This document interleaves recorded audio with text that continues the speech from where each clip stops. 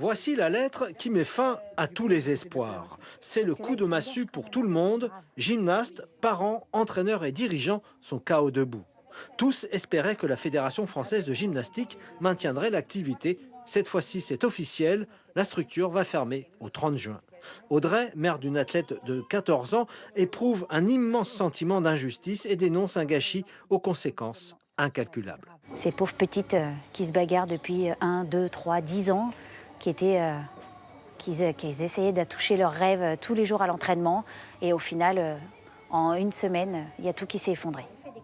Selon la présidente de la structure, la lettre couperet ne lui a pas été adressée. Danielle Scotto va demander des explications. Elle dénonce l'effacement de 50 ans d'histoire de la gymnastique de haut niveau à Marseille. Au Jeux de Munich, il y avait la première Marseillaise. Et depuis, il y a toujours eu des Marseillaises dans les Jeux Olympiques.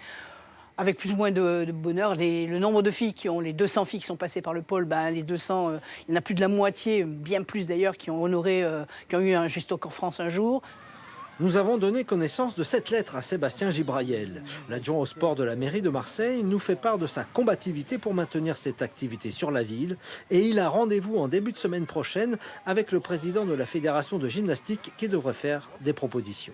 Je vais me battre pour que la gym reste à Marseille. Je vais me battre avec les clubs locaux marseillais qui seront associés au projet pour qu'ensemble, nous puissions utiliser du mieux possible ce gymnase et derrière, faire revenir à Marseille le pôle France. En tout cas, c'est mon objectif.